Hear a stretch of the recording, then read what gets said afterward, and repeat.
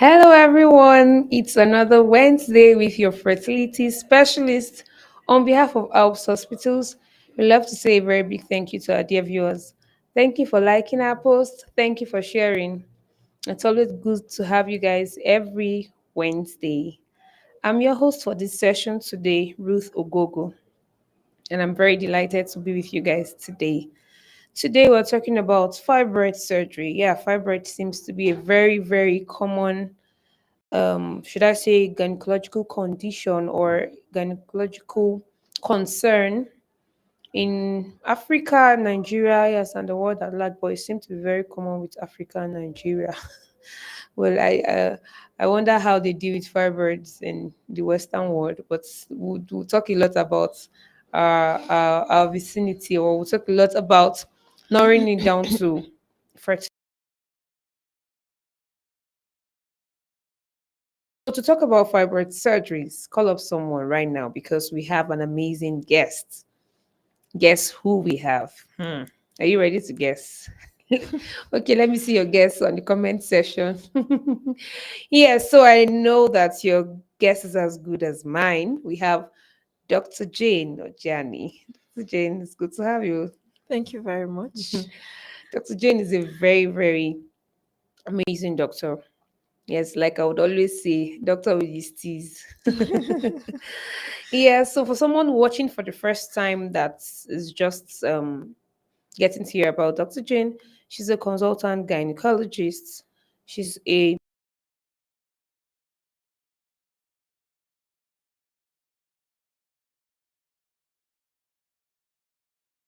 you can bring you to this table today because you have a very, very intelligent personnel to deal with that. You can trust me on that. Yes, I know we can count on you, Dr. Jane. Yes, you can. Yeah, so they are well, our viewers are ready to drop their questions. Let's see your questions, your thoughts, your concerns. Fibroid is something that I know a lot of people talk about, and it's good that we talk about it once again. Share this link with someone, call up someone right now. A lot of people, someone you are thinking has been pregnant for more than 1 year, more than 3 years, and it's not pregnancy, it's fibroid. Call them right now. They need to be here with us right now so they are able to hear all they've been wanting to hear or things that they've not been aware of. So, Dr. Jane, I know that this the show. Let's get back to surgeries. Well, someone might just be wondering what fibroids really are. So maybe you should tell us a bit about fibroid and possible places that they could be located, and then when they become a thing of concern to fertility. Well, it's an interesting topic to say the least. Fibroids are so common, and out of every 10 women, you might Hmm. find seven with fibroids. Wow. Well, Wow. sometimes not very significant fibroids. So most times when you hear fibroids, we are talking about significant fibroids, as Hmm. they impact her fertility and probably quality of life and other aspects. So fibroids generally are just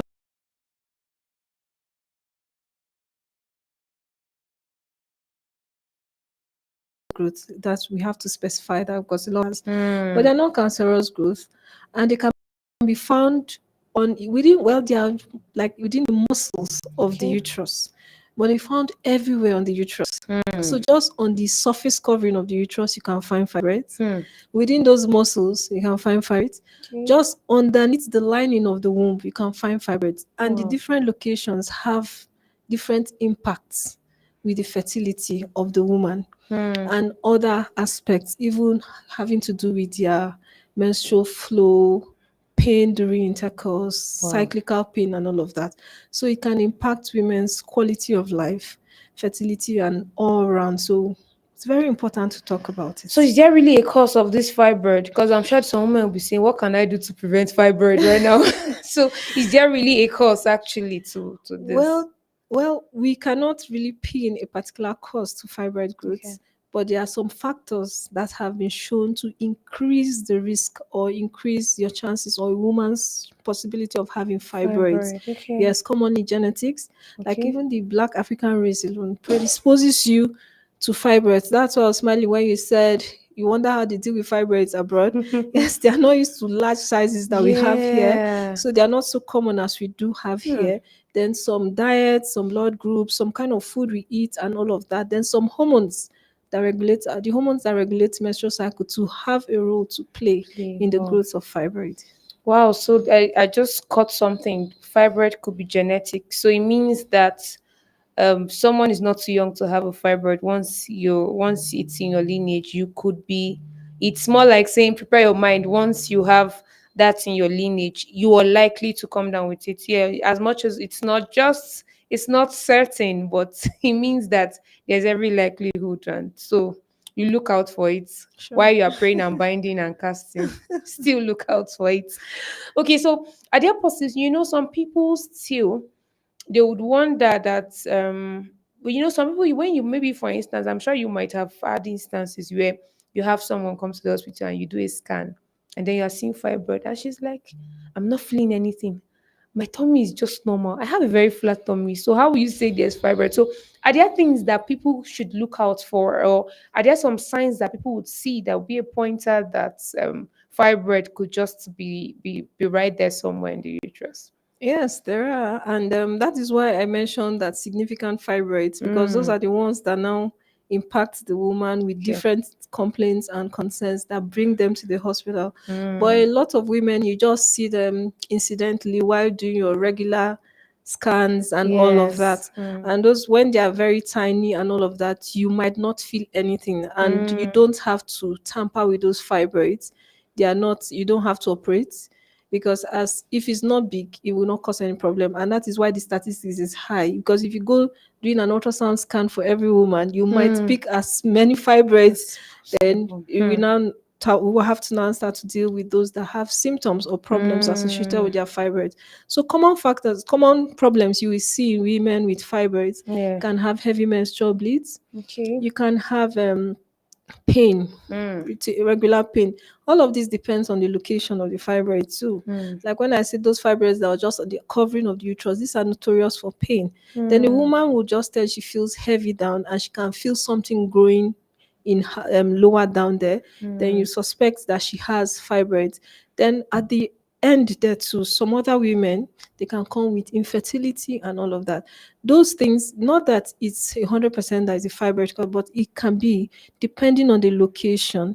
It can mm, cause difficulty, it can cause obstruction if it's at mm. the cervix or around the fallopian tubes. If Wow. it's sitting just beneath the lining of the womb, you can also have difficulties with implantation and recurrent miscarriages. Mm, So even that pain I'm talking about can limit the number of times the woman would want to have sexual intercourse. And with frequency, yeah. fertility and pregnancy can happen. So it depends. So some of those things are things you can see with the woman.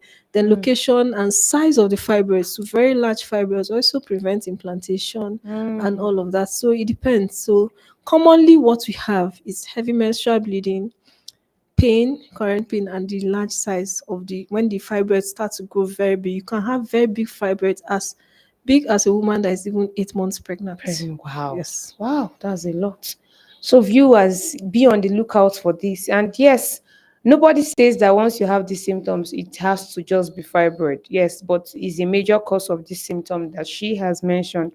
So just in case you're experiencing this, do not just base your assumptions on these symptoms. Please go and be properly evaluated. Because yes, I'm sure she would also let us know possible ways that it could be identified. Well, so I know that there are times that you hear people say, I had fibroid and I gave birth to my baby and all of that. So when do, as with your field, when does fibroid surgery become necessary? Because I know, like you said, it's not all of them you just want to go about chasing. When do you see the need to actually have a fibroid operated on, whichever modality you would go about it?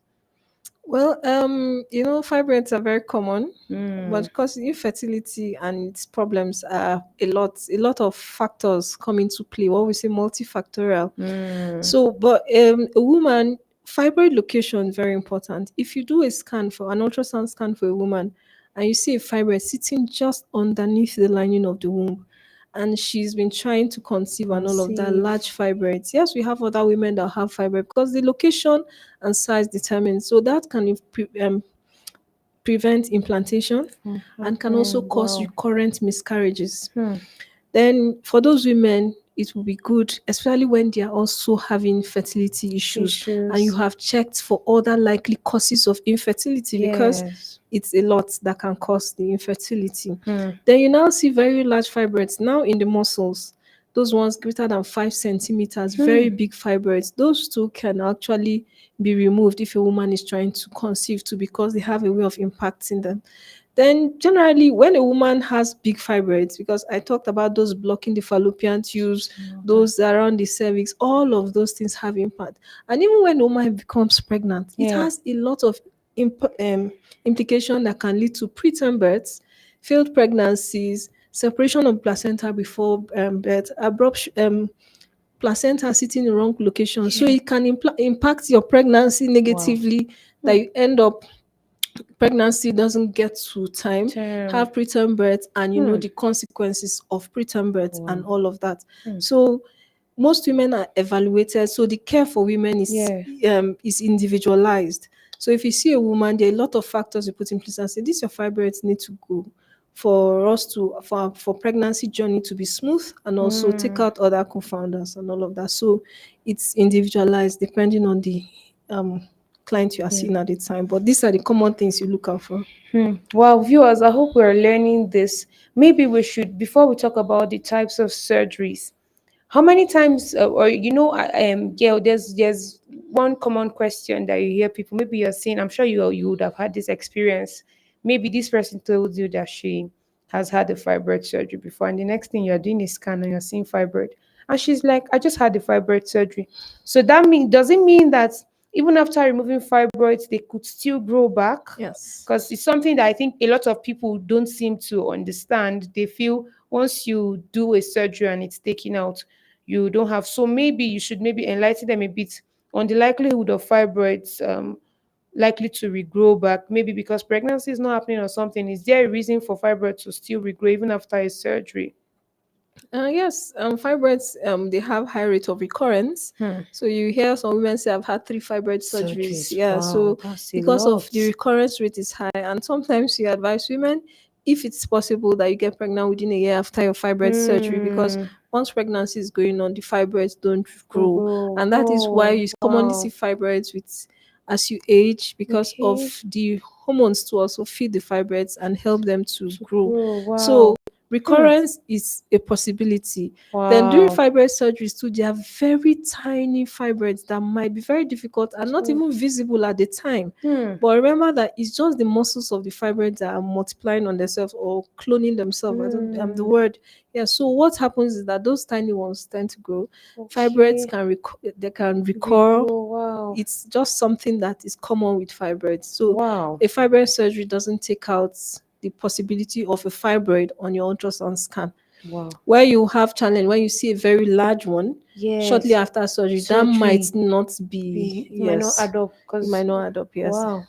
Wow, and that's why it's also good, dear viewers. If you'd have a fibroid surgery, you should do it in a very, very professional place, in a place where you're sure they'll be able to handle your case. Because I'm sure there are times you have seen, because now, like you mentioned, there are times that you have seen some clients and they say, ah, I just operated last year, and then what you are seeing does not relate with what they are saying they had. And you're just wondering, how did they really go about this surgery? Yeah. So as much as because going for any surgery is a risk, and then exposing yourself to any kind of place where you're not giving proper care, and then you are now coming to assess care maybe for fertility, and then you're hearing something else, and you're just like, I just had the surgery, how do I go about and all that, and then you force them to be boxed to a corner to just say, let's go ahead and just try maybe the fertility treatment, and then maybe when it fails, you are now still back to thinking of having How to another remove it. surgery. So Yeah. please, viewers, as much as yes, sometimes we're also looking for where it seems really affordable, make sure you're getting it from a very good place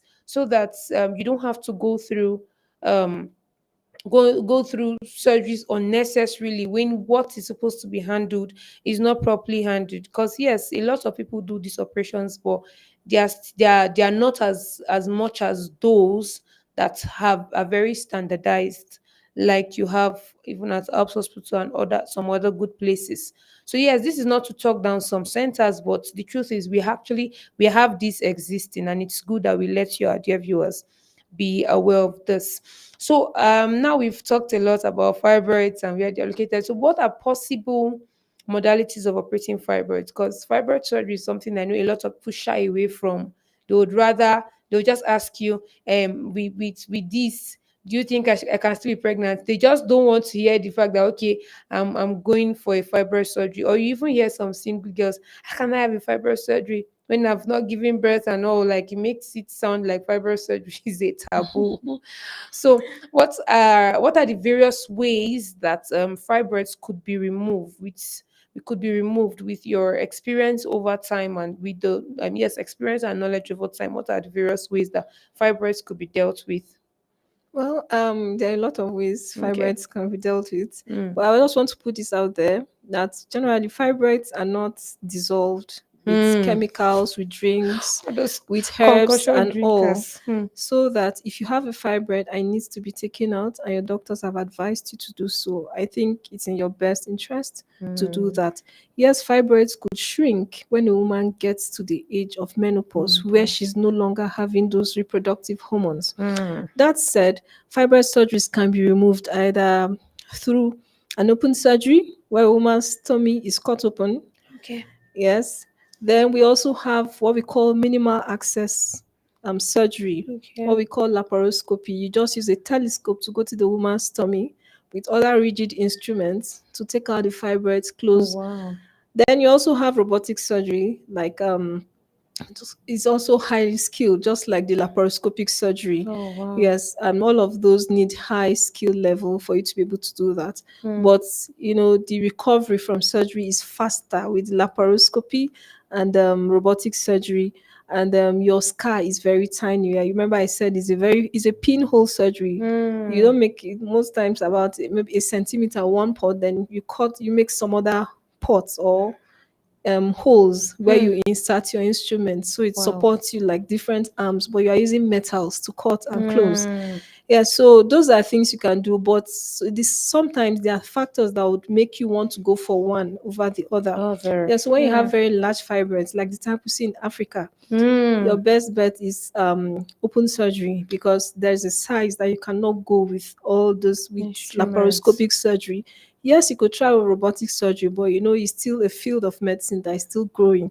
So commonly you look at open surgery for big ones. Okay. Yes, then of course the post surgery healing for Mm. the open surgery takes longer, and there's a risk for you to have what we call adhesions or scars within the organs and around the uterus and all of that. Okay. But with the pinhole surgeries, that's laparoscopy, you don't have most of those because you're just making an incision somewhere away from where you're operating. So if Mm. you're putting your telescope at a point, you might be operating somewhere else. So the risk of Mm. adhesions or scars forming is Only significantly reduced. reduced. Wow. Recovery is faster. Ability to return to your fertility and start to try for fertility treatment is also faster. Mm. But you can trust the closure, the layered closure when you do open surgery because your consistency and this, yes, skill is needed, but for laparoscopy, you need a very high level skill for you to Mm. achieve successful surgery. So there are different options.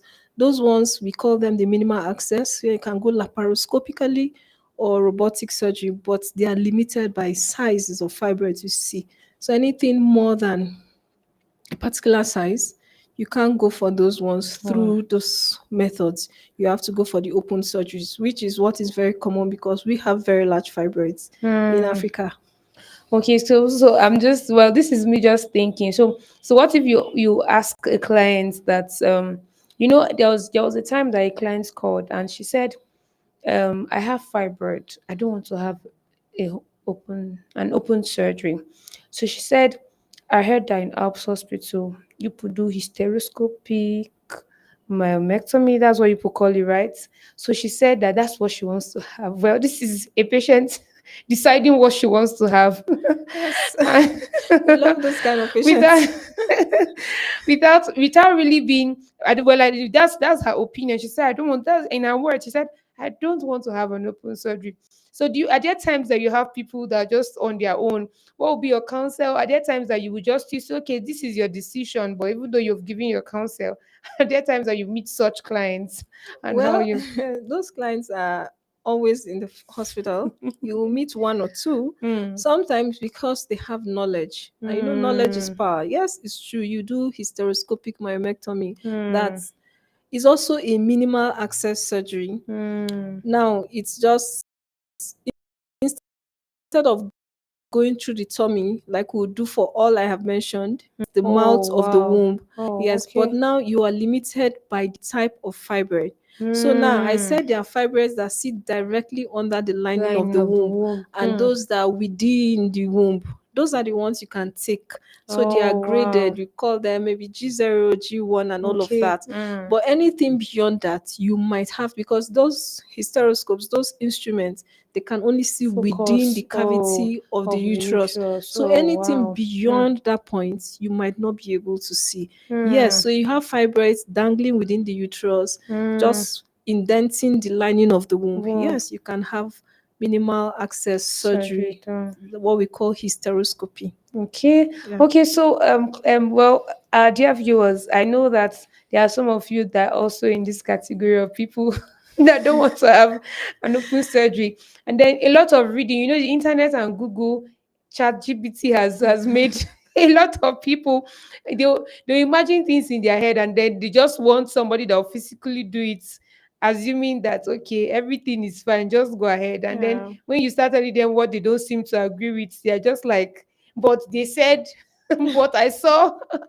And then, so I hope this really is clear that it's not all fibroids that could be done with the minimal, in the minimal access way. Yes, as much as it's one of the modalities of taking out fibroids, but whichever one that your specialist recommends for you, it's in the best interest of whatever it is that you're dealing with at that point. And I've heard a lot of people that even with fibroid, you hear them saying they are because of the way they bleed, they even have to get to the point of having blood transfusion. And they are counseling this person, go for open surgery. They are telling you, I don't want a surgery. And they are practically doing a transfusion like almost every month because of the way they are maybe having heavy bleeding. And I'm like, God, you That is doctors, I wonder how you manage well, patients. that is mindset. So sometimes, How? unless the client gets an insight of his problem, it might be difficult to convince them. How? But you keep building your blocks one day at a Wow. time. Sometimes it gets to a point of understanding. So you Hmm. counsel, recounsel, and all of that. When they get to that point, most times the patients would comply. You see the way Dr. Dean is sounding. She makes fibroid surgery so easy that somebody shouldn't be scared. You know, the way she's saying it, it just makes it look like it's something you just close your eye and do, and then you wake up, you're done with it. So I think with the way she has simplified it, I don't think it's something for someone to be worried. I know of some young ladies that are not even married and not have not even thought of conceiving, and they've actually had to have a fibroid surgery because it was giving them symptoms that were disturbing. So the fact that yes, you're not ready to get pregnant or you're not married is not a stumbling block, or it's not a hindrance to you having a surgery once you're having these symptoms. Well, I know there's another thing that people want to know, that sometimes some of these people that eventually access this care to want to go for their surgeries for fibroids, some of them already have fertility compromise. Most of the time before they get to this point, they would Yeah. want to, because fertility is compromised. And then the next question they're asking after the fibroid surgery, when can I start trying? Or if it's IVF they're going for, the when can I do the IVF? That's a general question that is in the minds of people. So what's your opinion regards that? Well, we encourage women to try for pregnancy at least 3 to 6 months after a fibroid surgery. Oh wow. That would give time for your uterus to heal Mm, and put together and make to reduce the complications that would be associated or that could affect your pregnancy. So okay. 3 to 6 months is great. Yeah. Okay. So you should not be scared, because some people feel like it's death sentence. You say, 3 to 6 months, so I can try. Don't want to give themselves 2 years to No, wait. we actually encourage women to try early. Remember, we talked about Mm, recurrence and all of yeah. that. Yeah. Okay, so hope that answers your question, dear viewers. I see a lot of you, and yes, I we cannot appreciate you guys enough for joining. Well, yes, as we get to as we see more of your questions coming, would like Dr. Jane to maybe give us her opinions regards fibroids and her counsel to the general public in general. Like, what's the general counsel to them regards fibroid, regards its impact on fertility, and maybe you should also chip in women that manage fibroids and pregnancy. That's another thing that a lot of women that say they want to be pregnant with fibroid do not seem to be aware of. So maybe you should enlighten them a bit about that. Well, to the woman listening, fibroids are very common and they can impact fertility. That said, fertility causes of infertility are a whole lot, and a woman should be evaluated to find out to get other causes that could be related to her infertility. It could also be a male factor cause of the infertility, why fibroids are there, because there are also women that have conceived um, with fibroids there. Then for women that want to, sorry, your question again, manage. Yes, people that want to manage pregnancy and Okay. fibroid. Well, yes. So because we said fibroid is not the major culprit with all infertility cases, Yeah. yeah. So women can actually get pregnant and also have safe and successful pregnancy with fibroids. Mm, Yes, but they should be aware, or you should be aware that with coexisting with pregnancy, there are some complications that it could have mm, that could impact or affect your pregnancy. So we've talked about recurrent miscarriages. We've talked about there is this pain that can happen in hmm, pregnancy and fibroids, hmm, which will commonly tag red degeneration, hmm, because the fibroids they would have lost their blood supply, maybe focusing on the baby this time. hmm. So it tends to come down with a lot of pain at Pain, some point. Yes, and the fibroids can cause the babies to lie in abnormal positions, positions. increasing their Wow. risk of abdominal delivery, cesarean sections, and all of that.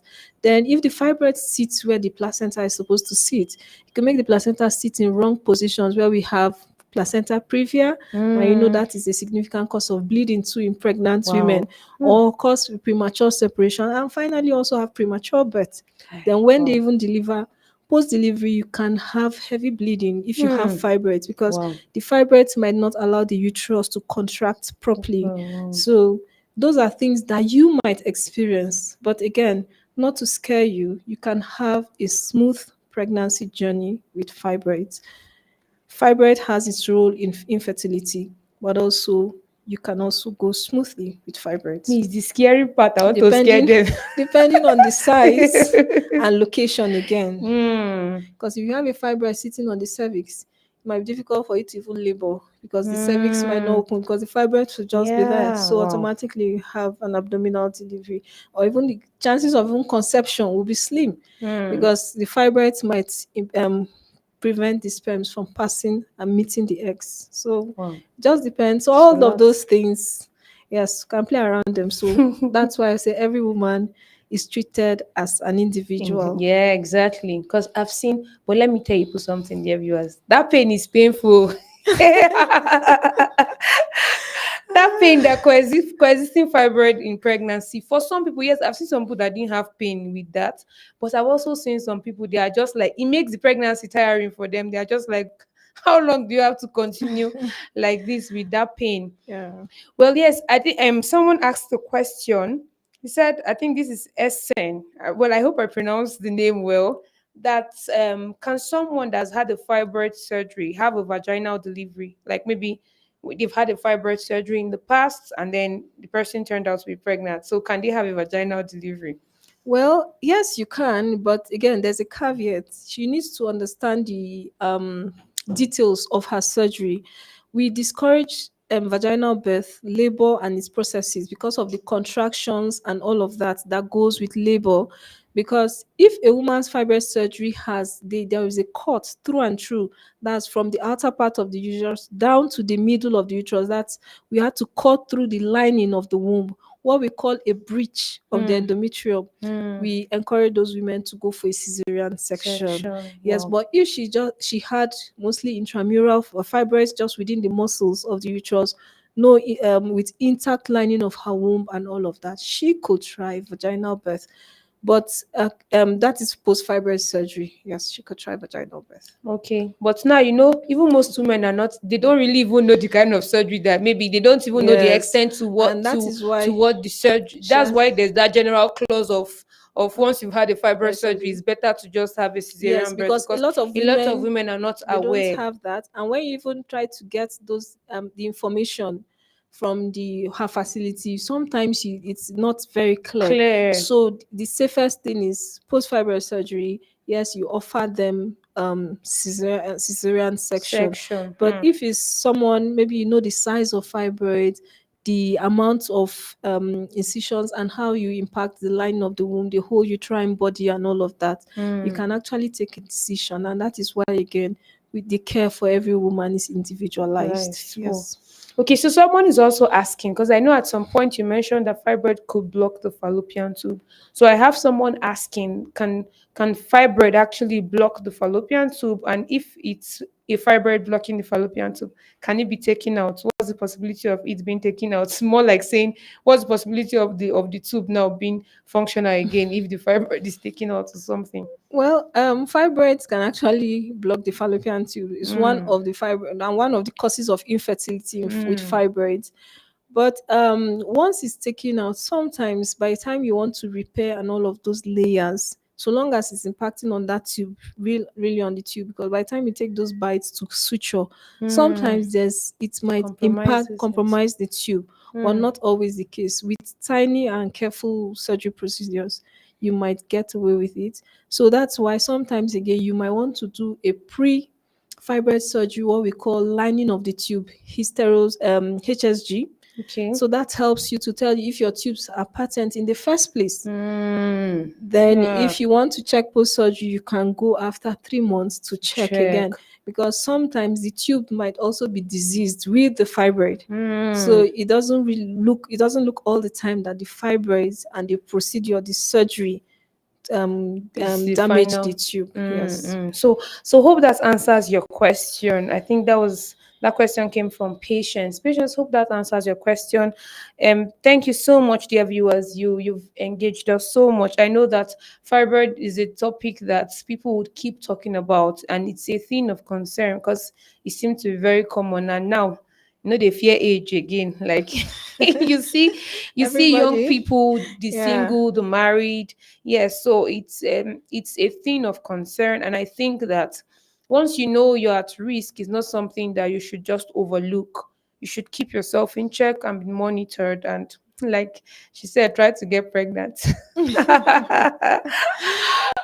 Okay, so that's on a lighter note. So, well, as we wrap up, final counsel from you, Dr. Jane, to the general public, because I know, yes, I've said that before, but now we have to deal with some questions, and then you didn't seem to give us your summary. So, yes, in summary, Well, what's your general opinion to people regarding their notion about fibroid and in general to fertility? Yeah. well, generally, I would say fibroids are common. Um, they can affect fertility, yes, your chances of conception. Well, but that notwithstanding, other factors have a role to play. So if you are a woman having challenges with fertility and all of that, I think you would need holistic evaluation, not just sit and assume that the Mm, fibroids are the cause of the the fibroid. fertility. Yes, infertility. And there are common symptoms you would see and you suspect a fibroid. So you keep having this lower abdominal pain, you keep having heavy bleeding, pain during intercourse, even increased urinary frequency can also cause urinary retention. The woman might not be able to pass urine sometimes, and can also Wow. cause That's constipation. So when you have any of these symptoms, sometimes with large mass down your tummy, you should suspect there's a fibroid also impacting on the organs surrounding that. Please do come for evaluation. Fibroids can be treated, fibroids can, but not all fibroids must be taken out. It's only fibroid that's impacting on your quality of life. Surgery is the main treatment option for fibroid surgery, whichever method, either the minimal access or the open surgery. Those are the main route of operation, Mm. and recovery after fibroid surgery is smooth, is usually without significant complications. Yes, these surgeries can have a few complications here and there, but with a lot of expertise, most of these things can be prevented, and women can bounce back to their normal lives, and also spontaneous pregnancies can Pregnancy. be achieved. Mm. So, viewers, I hope that you've noted all this. As a matter of fact, I know of some people that have been battling with fertility, and yes, after evaluations, they saw that it was fibroid. Well, that was one of the cause of infertility, and they had the surgery in different ways, maybe minimal or open. And at the end of the day, a few months after they conceived. So I've seen people like that. So I think it's not something that you should be scared of. Fibroid surgery doesn't mean that your fertility is tempered with for life because you've had a fibroid surgery. So let's keep an open mind to the counsel coming from your fertility specialist or from your attending gynecologist so you're able to get what's best for you. Yeah, I know that I've said this is a wrap up, but then someone asks of why it's recurrent, and I know that you've talked about that. So I would refer you to maybe you came in a bit late when we talked about why it's recurrent. Already, she already told us it's genetic.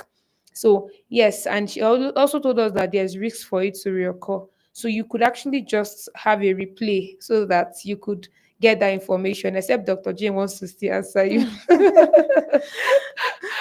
So Okay, so should we answer okay, her? maybe just All right, so let's not be like we ignored the question. Mm. fibroids generally could recur, and I mentioned that sometimes during fibroid surgeries, you have very tiny or minute or very tiny fibroids that are not even visible to the Mm. eyes. So after your surgeries, with time again, remember that the hormones of menstruation feeds this fibroid. So long as you're menstruating, you're a woman not in menopause yet, this fibroid would keep Still growing. grow. There Mm. is the multiplication of the uterus that causes all this fibroid growth. Mm. So long as they are there, they keep growing and they keep feeding these fibroids. So it's genetics. Being an African woman, fibroids at your Yeah, yeah. so it's our village people. What can we do? Well, that's just on a lighter note. Hope that answers your question. It's been amazing having you, Dr. Jane. I had a very wonderful time with you today, and I'm Thank you sure for having